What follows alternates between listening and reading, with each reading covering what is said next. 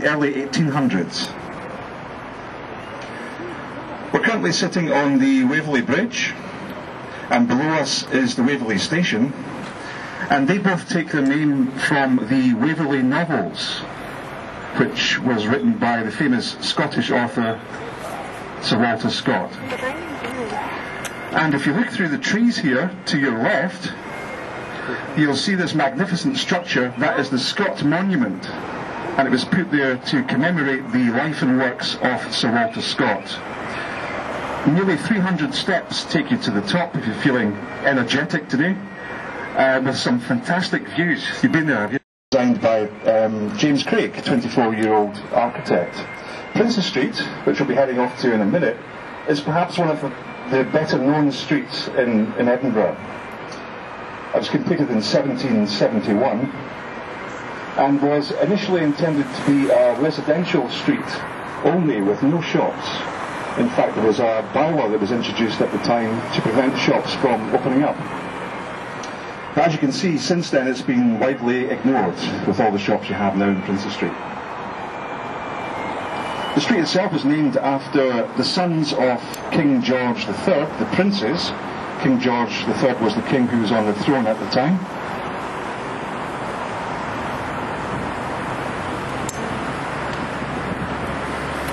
Sunshine, what more can you ask for?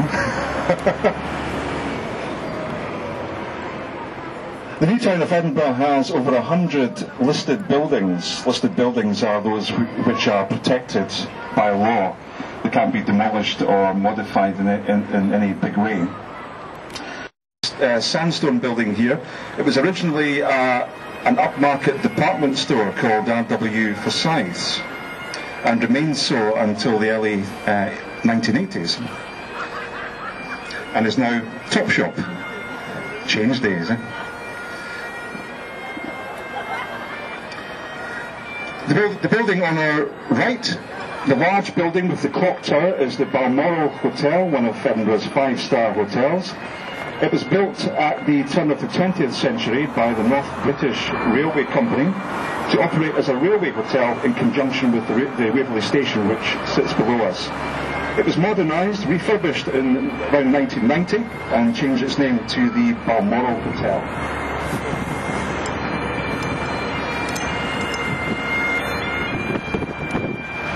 So here we are in Princess Street, probably the most famous street in Scotland, if not the UK. On your right is Jenner's department store, until recently one of the oldest family-owned department stores in the country. Get the credit cards ready for that one.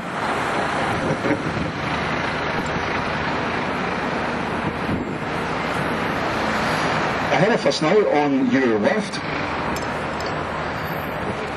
just coming through the trees, are two prominent art galleries in Edinburgh, the Royal Scottish Academy, just ahead of us now, which was designed by William Playfair, and the one behind, on your left, is the National Galleries of Scotland, and that plays host to many world touring art collections, world famous art collections. Both galleries are free to get into, so do take advantage of that. कौन सी gallery? Art gallery. ये लोग को देख open air platform for the Edinburgh Fringe. If you come back here towards the end of August, for example, you'll see many fringe acts performing here free of charge. And again, on a day like today, it's just a fantastic atmosphere, you know, it really is good.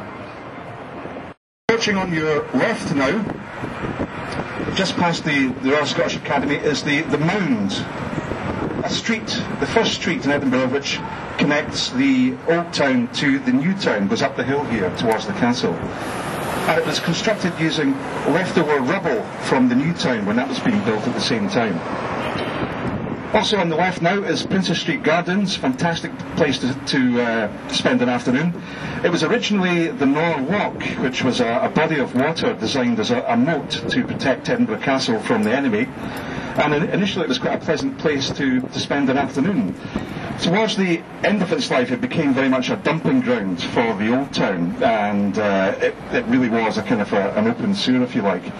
So it was eventually decided to drain the loch in the mid-1700s, which a process which took around 30 years to complete, and was eventually turned into what we can see today as Princes Street Gardens.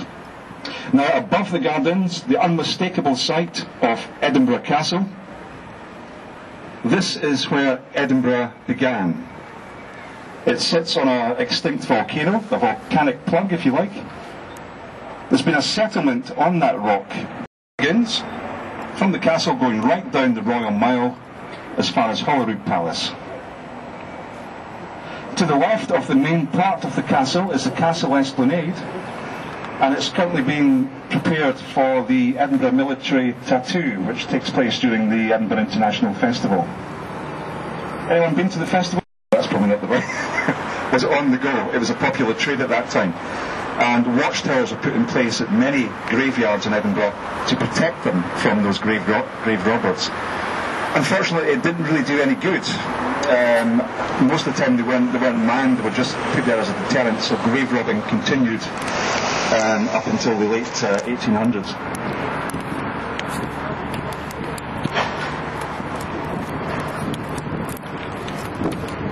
As we head up William Road now, on your right coming up is what is now known as the of the Caledonian Hotel, and this was all kind of railway platforms, etc.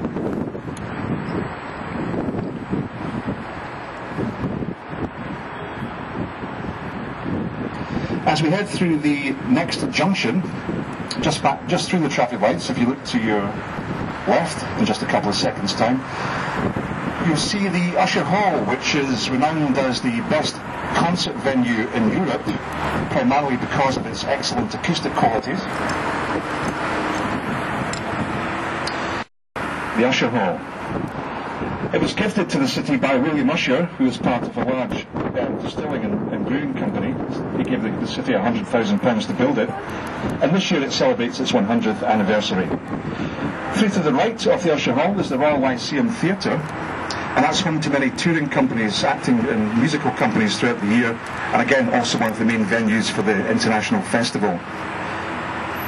On your right now, this building here on your right is the Film House, and this is home to the Edinburgh International Film Festival. It happens round about the same time. It was originally a church until 1979. The Odeon Cinema, which is ahead of us towards your right, sits on the location of something called the Hopetoun Basin, which was the terminus of the Edinburgh to Glasgow Union Canal, and it's where all the goods were brought into the city from Glasgow and the surrounding areas, including coal and other fuels. It was drained in the early 1920s, and there's another basin which the terminus actually sits back a bit from here, and this Art Deco building which the Odeon now occupies was built in 1938. Because it was the meeting place of the Society of Bakers at one time.